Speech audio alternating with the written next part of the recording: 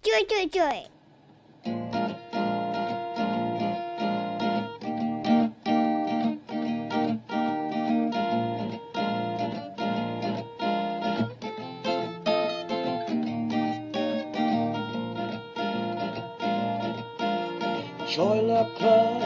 Choi Luck Club. Come join us at the Choi Luck Club. Choi Luck Club, Choi Luck Club. Come take a load off at the Choi Luck Club. Hey guys, this is Choi Luck Club. How are you guys doing? Today we're gonna break someone's podcast hymen. It's my friend Joe Lankford from Limelight, as you can see. I like that shirt, man. Yeah, it's very comfy. It's what is this? The 2024 edition? No, 2020 edition. That's 2022 edition. Oh, actually. okay, okay. Well, we're going to talk about karaoke, obviously, but um, you might think, or you might wonder as to what the connection is between the three of us right now in this conversation, and it is karaoke. And us being Filipinos, by that I mean him and I, karaoke is almost a religion to us. And my go-to karaoke place is hosted by none other than Mr. Joe. And it's been an amazing journey for him, at least from what I witnessed, and it has entertained a lot of people, and also showcased a lot of talent. So, For sure. Mr. Lankford, Joe, my friend, welcome to the show. How are you doing? Oh, well, I'm wonderful, man, as usual. Thank you for having me. And if you've never heard Warren sing, I recommend you check out any or all of our shows, and you can come out and change that. And Warren's got some pipes on him as well. He's one of the many, many, many talented singers in the Dayton community. Oh wow! Welcome to the Mutual Admiration Club. If you haven't heard Joe sing, you're missing a lot. Because this guy, I mean, I used to when I first met Joe, I thought this seems like a likable guy, but there's one point when I was starting to be around him that I think at some point I hated him because he almost had everything. I said, okay, he's a cool dude, good looking. And then when he sang, I kind of started seething in anger because this guy has everything. And then we were fine after that because Joe is super cool. I mean, he is very affable, very entertaining. But I realized that I haven't gotten over the hate when I met his dog, which all of you should, because it's Ollie. Yeah. Ollie's something else, man. she's the cartoon dog. She's a cartoon dog. She's a good girl. No, it's been a lot of fun, man. And you know, Warren was at my very first gig. I started Limelight in coming out of COVID. I started as like a little side hustle, and like a lot of people coming out of COVID, I came out struggling a little bit, you know, and a little uncertainty coming out of that, and so on and so forth. And so, you know, I wanted to start something. I've always wanted to own a business. I've been singing my whole life, professionally for about 10 years, and, you know, decades before that, since I was 5 or 6 years old, been singing. So I just kind of thought I'll start a side hustle and marry the two and try to start hosting karaoke shows around town. And I had a feeling I'd be able to network my way through and book some stuff, just because my previous life as a business consultant for 15 years, developed some networking skills there and booked a couple gigs, and then it's just taken off from there, man. And Warren was at my very first one, and and a lot of the folks that I still see on a weekly, we were just talking about this before we went live. I had nowhere else to go. I mean, it was a weird time in our lives collectively, because it's almost like a nightlife hibernation. COVID was, and then it's one of those happy accidents.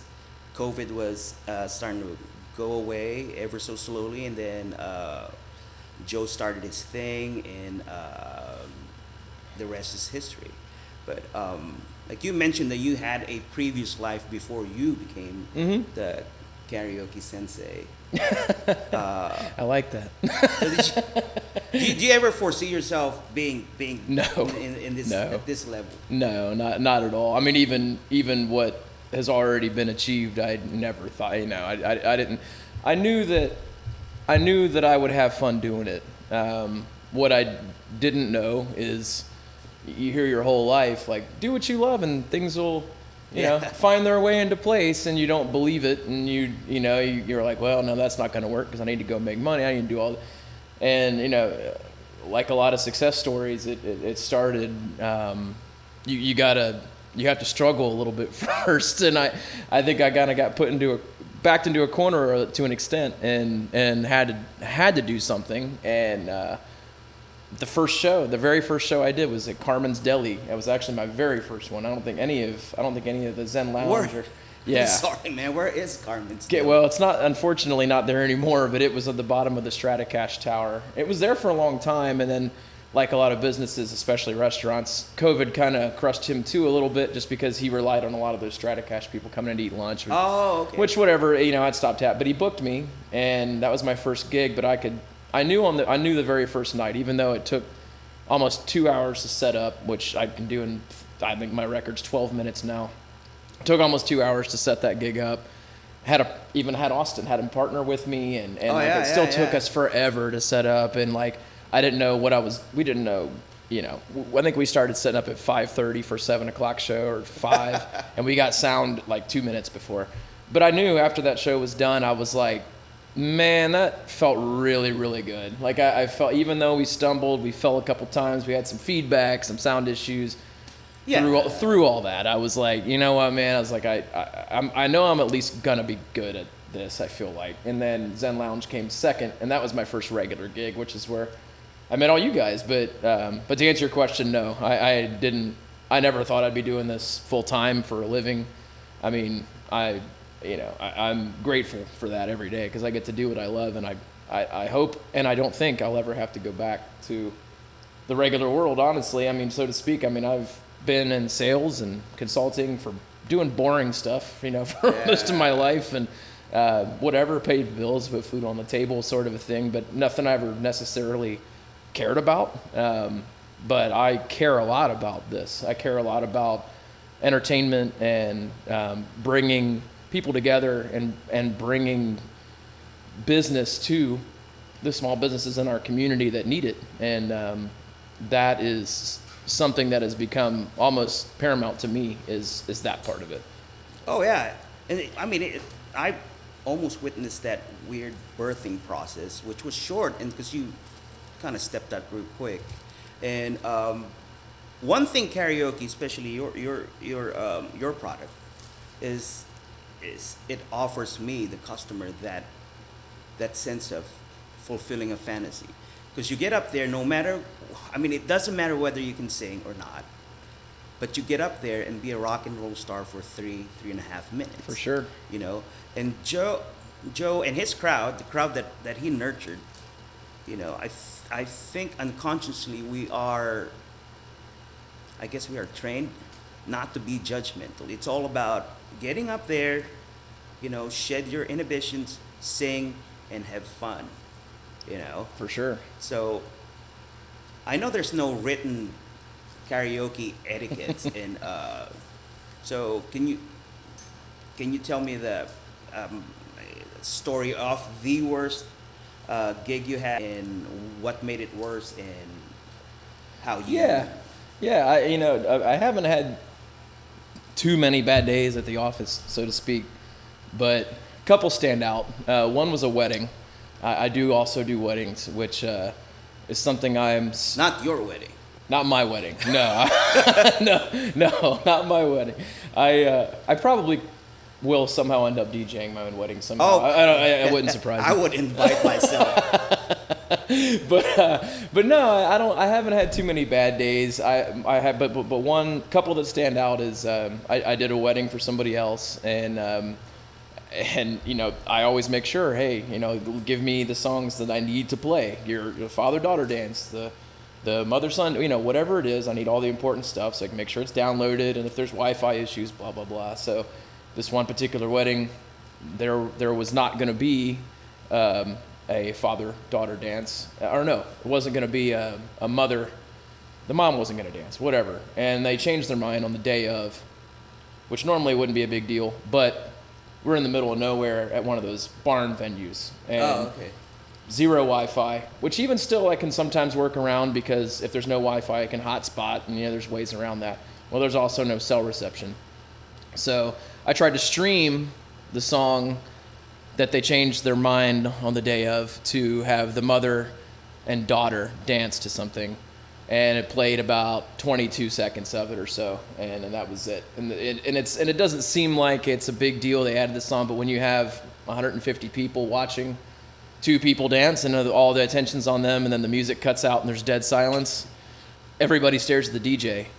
Yeah, it's always a DJ's and it fault. Doesn't matter why, they just know it's not working, and you're the one that's controlling it. So, I can't get on the mic and be like, well, they gave this song last minute. There's no cell phone reception. You can't say any of that. You just got to wear it, man. You just got to wear it and look awkward and move on and figure it out. And then the other time, that was really my own bad wedding experience. But then the other time was, we'll just say this individual was very inebriated at a karaoke show. And, obviously won't drop names or a venue, but my parents just happened to be at this one. My 82-year-old devout Catholic mother was sitting there, and it's not in a family reunion, is it? No, no. And they're sitting there watching it. It was that you were there. You were actually there. You were actually there this night, or yeah. Okay, it's in the vault. It's in the vault. Yeah. So you might even know who and where I'm talking about. But yes, this person was very, very inebriated and was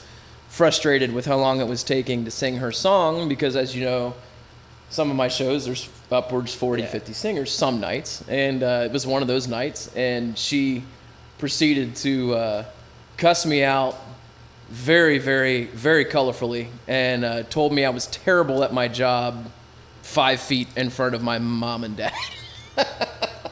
So that interaction didn't go so well for either one of us, really. Obviously I can't kick anybody out of a bar, but I certainly can kick somebody out of my rotation, and I used that card and it's one of the only 2 times I've ever had to do that. But that's an idea for a shirt. I mean, next Limelight shirt should say, "I follow rotation." Yeah, but yes. I can be bribed. Yes, yeah. So yeah, which to your point, man, I think people around town.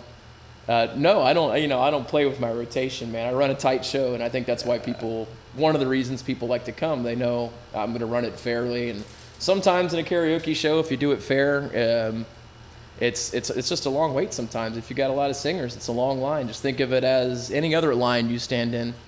You can't really help how many people are there, and if there's a lot of people, then chances are the wait is worth it.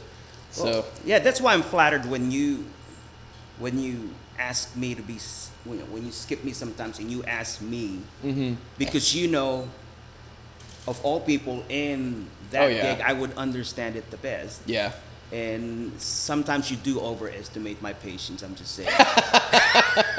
No, it flatters me, because it almost makes me feel like I'm part of the Limelight family, because Joe sometimes says, hey, this so-and-so, I'm going to, put her in the rotation. Is that okay? And I just shake my head. I say, of course, because people get impatient sometimes. It's like I said, it's your fantasy. I get that, but it's not your concert. Yeah. There's ways. Yeah, I mean and believe me, there's ways to go about doing all that stuff. But yeah, to answer your point, I mean, you and a lot of those old OG Zen Lounge regulars, man, you are part of it. I mean, I don't. There is no you feel like you're part of it. You are part of it. I wouldn't be able to do any of this without the support of you guys and the community of people that come to my shows on a regular basis. I mean, I would have nothing to sell if it wasn't for you guys. So I mean, it's and not only that, I really genuinely enjoy all of you. I mean, like, we're all the same. We're all cut from the same cloth. We're karaoke hardcores, man. Like, Oh, yeah. that's a very specific type of person, and yeah, I mean, and when you find that tribe, it kind of falls. It has a way of falling into place. So, Well, it is therapy to me at least. Like you get up, you conquer your fear for 3 minutes, and then you get on with your life. You know. Any upcoming projects? oh yeah, there's always stuff coming up. So I'm what am I, about to be 9 rounds deep into my my year-long contest. We're coming to the end of that. Finale's in December for that one, and if you guys aren't familiar with that, I'm going to be announcing this month's venue soon, probably this week actually, this coming week or maybe early next at the latest. But if you guys aren't familiar with it, it's something I decided to put together because I'm very passionate, very, very, very passionate about people that can do what we do and sing the way we sing, and pretty effectively able to entertain a crowd, but not having a platform to do it on. So when I started Limelight, that was one of the things. I wanted to build the best karaoke show. I wanted to do that. I took things from DJs that I had known along the way, and I'm going to take some jokes from Kurt. I'm going to take the sound advice from Brian. I'm going to do this and that. So I did that. I wanted to, that was one of my goals. And my other goal was to build a platform. And I didn't really know what that meant or how to go about that when I had the idea. But my thought was, I'm just going to keep singing in as many places as I can. And the people that I find along the way that I can tell are the same as me and that want to do the same thing and that are the karaoke hardcores, the diehards, I'm going to do the same for them. I'm going to build that platform for all of us. And so I just sort of started booking shows and singing songs and showcasing the people that came and really making it about them, which is important for any karaoke host to do. There's a lot that don't. There's a lot that think it's their show, and yeah, you're the one running the soundboard, guiding the rotation, and you know the putting out the vibe that you want. You all that, but that's not at the end of the day. It's if you don't have singers, you don't have a show. So I built this contest to do that, to showcase these other super talented people that are around town. Because I'm telling you, man, I've sang all across the United States. I mean, not so much out west, but I've sang quite a bit of states in the United States. And I know I might be biased because I live here and I hear it more, but vocally, I'm just talking about vocal talent, I would take what I hear in Dayton over anywhere else that I've been, and that's Nashville, Memphis, New Orleans, Carolinas, you name it. I've heard it, and the top end of the talent I've heard is better here in town. And so I built this contest to showcase that, and my goal was to have the best 10 singers that I could find in Dayton competing against each other for, like each monthly winner gets, we're doing 10 rounds or 11 rounds. If you count the finals, you do 10 rounds, $200 to each winner. And at the end of the year, you get $1,000. Whoever wins the whole thing gets $1,000. And then they get paid gigs with me all throughout 2025 because I also sing my own gigs around town.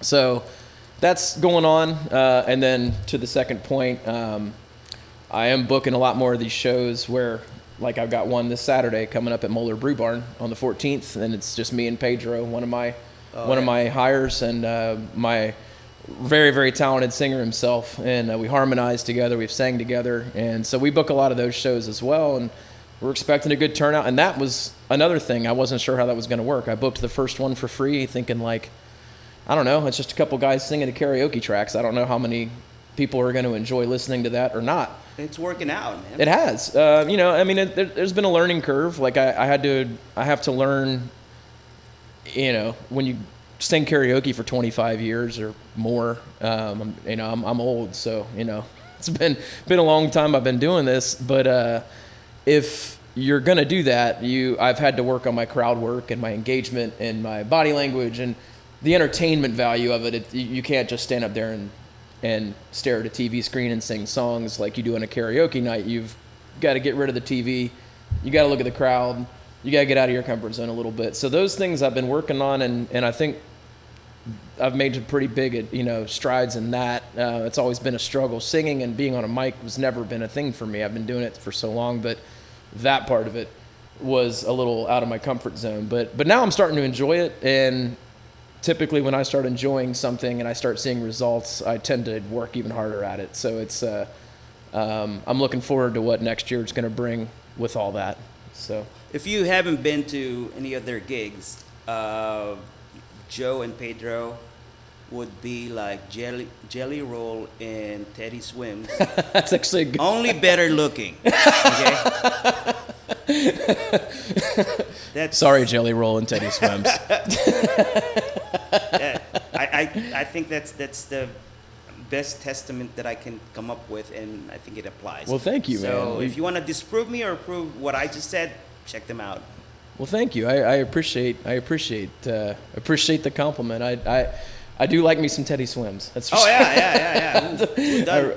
really like some Teddy Swims. I can't remember the last night that passed that I was on a microphone that I didn't choose at least one of his songs. So, but yeah, I've got stuff coming up at Moeller. I'm the Silos, the up and coming project here in Dayton. Got my foot in the door there. I'm gonna try. No big deal if it doesn't work out. I'm gonna try to be their first entertainment that they book. If it doesn't work, it doesn't work. As long as I'm there at some point, it's fine. But I want to try. I was the first singer booked at the Foundry. I wasn't the first entertainer, but I was the first singer booked at the Foundry. I just cool stuff that I can say, carry around, and drop those little things from here and there when I'm trying to book a new gig. It's just more tools in my tool belt, I guess. But yeah, man, it's I want to continue to focus on all of that stuff going into next year, and just booking bigger and better venues, and then maybe expanding into Columbus and Cincinnati and bigger markets like that. There you go. So, Well, you talked about how special Dayton is to you, and you talked about how rich it is talent-wise. How do you have any vision in your head as to how to magnify, improve how it is now? you mean just the current business model, or how do you mean? I guess. In your own capacity as a Oh. karaoke DJ, aside from the contest. Yeah. I do think this might be the only contest I ever do. And I'm not really telling you any secret when I say that I've told some of the other regulars and people that participate the same thing. And really why for me is I like competition. Like I think competition can push people to be better, and just like being around people. It brings out the best in Yeah, us. and being around people, like just being around people who are also good vocalists. We've all gotten better. All of us have gotten better over the last 2 years. It's like the Fight Club, except you're using your throat. Yeah. Yeah. So yeah, it's a good comparison. You don't want to talk about it though. Remember, you don't want to talk about. Yeah. But no, I think that this will be what I don't like about the competition is seeing regulars that I've known for 2.5 years walking away disappointed with the results that night. Like I don't have anything to do with the outcomes of the contest. That's why I have judges. But I don't like to see people that I see every week at my shows for any reason. I don't care what it is. I don't care if I have anything to do with it or not. I don't like anybody walking away without a smile on their face and feeling good about how their night went. And when people leave with that disappointed body language, shaking their heads, wondering, hey, why didn't I win? And obviously not everybody can win. There can only be one winner. But I don't like seeing that. So I think this might be my only year for that. And I'll find something else that's maybe not competition based next year to push the platform a little bit. And I'm always, I think anybody that has been around me like you have, or some of the other regulars that see me around town and people I talk to that I hang out with outside of shows, I'm open to suggestions on that. Like I may not take or listen to every single, I will listen to every suggestion. I may not put all of them into action, but I'm always willing to listen to the people that support my business for feedback. I'm going to try to always be that way. Like I don't want to ever, ignore that, because those are the people again that are keeping me in business. So yeah, going into next year, I would like to push the showcase events a little more. Take away the contest. I'm going to have my winner that's going to be singing with me all year, should they, choose to participate in that. But other than that, I think maybe next year I'll focus a little bit more on expansion out and promoting the brand that way and just getting the talent that we already have into more places. Because if anything's happening right now, I feel like I'm saturated in Dayton. Well, not only that. I mean, the contest, it's just like you. I do want to witness competition. I'm a little competitive myself, but it's a risk you take, and then one of them is alienating people because, like you said, you can't give out trophies to everyone. Yeah. But So yeah, that's kind of how I feel about that. If I'm being candid, and I'm in candidness in it's gotten me this far. So just continue to be transparent with people. But yeah, I mean, there's things I think that I came up. I don't know that I would have changed anything about the way I formatted the contest because it is tough when, I mean, it's not like I'm getting paid thousands and thousands of dollars to host these things. Like, I'm not paying these judges anything, so it's tough to, I get what I get from my judges. And I gave them all my word. If you're going to give me the time that to come and do all this, like the results you put, that's what I'm going to read. I'm going to read the papers. I'm going to read the scores you give me. And sometimes I don't agree with the results. Sometimes I do. And I'm not even talking about the winners, just even the top 5. Like sometimes I'm like, man, I can't believe that person didn't make it. But whatever, that is what it is. Just that being said, I'm not I started out with the contest really, really thinking like, man, this is great. And then I started to notice it kind of going the other way with people leaving a little disappointed, and I'm like, yeah, that's not good. That doesn't. It's not quite as. It loses a little bit of its luster for me when I see that. So. Well, a lot of good things came out of trial and error. Sure. Yeah. Yeah, and I try. Plus, in this case, you're the bailiff, and the judges are the jury, so it's not really on you. Right. Yeah, it's not, but it's hard to make people see that. Sometimes, I mean, I understand. I mean, I even had a conversation with somebody that I thought did pretty good and didn't make the top 5, and I was like, hey, if it were up to me, you would have been, like so. Again, without mentioning names or anything like that, but it happens, and like you said, you live and you learn. It was me. No, I'm just kidding. You should enter though, man. I can't believe you should enter. I mean, you got, like I said, man. I mean, it's karaoke. If it's good when you go, and sometimes you just want to sit back and listen. I like watching the competitions too. I don't always enter. I've only won one of those damn things my whole life. I mean, people, whatever you think of me as a singer, I've only won once. So I mean, you don't know what the judges are looking for that day. Maybe they just didn't like your song. I mean, which reminds us. I mean, music is very subjective. Oh yeah, it is, and everybody is very prideful in the songs that they sing, and I know how much work goes into preparing for a contest and stuff like that. Well, the whole exercise is about vanity. I mean, you're going up right to grab 3 minutes of people's attention. Sure, sure. So, but I am looking. I mean, I do. There are things about it I enjoy. I like watching the competition. I enjoy watching it. I really enjoy handing people money at the end of the night and seeing the smile that puts on somebody's face. And I'm definitely going to enjoy in December handing somebody $1,000 right before Christmas. That's going to be cool. And offering them paid gigs, through next year, because that could be. I mean, depending on how many I book. I mean, that might be a decent chunk of change for that somebody in 2020. Oh yeah.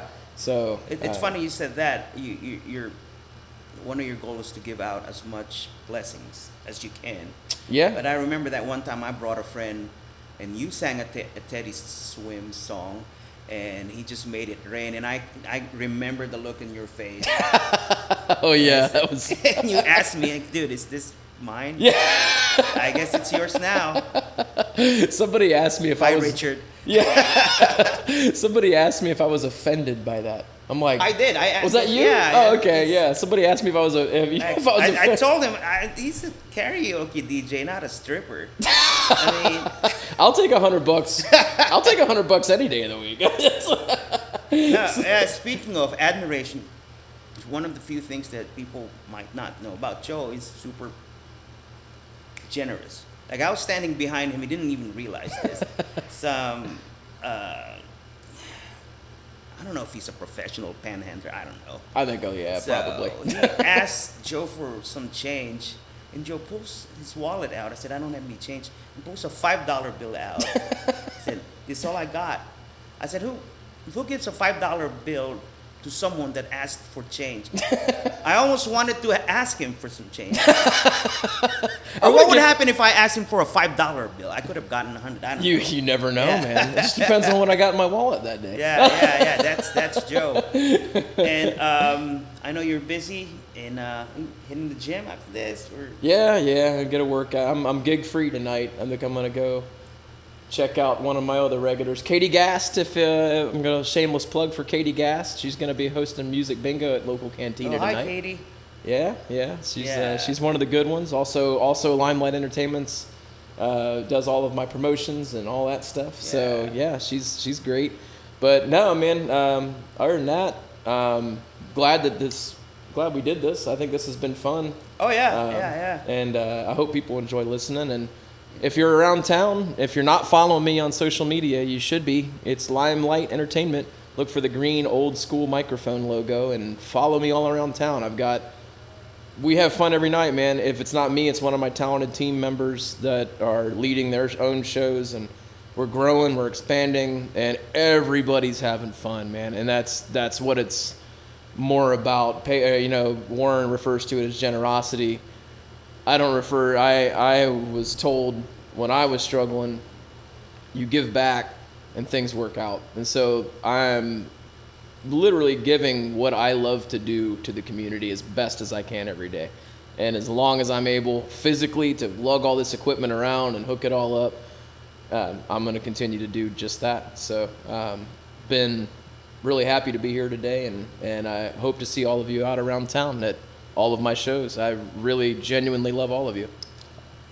Thanks, Joe. You have blessed a lot of people. So with that being said, can I have $10? I think I got something in my wallet for that. Anyway, this has been a Choi Club presentation. I hope you enjoyed our conversation. If you have any feedbacks, like and subscribe. I never thought I would say this, but yes, please like and subscribe. And just to recap, that's Mr. Joe Lankford, Limelight Entertainment. Thank you so much for tuning in, and I hope you have a great day. Thanks, guys.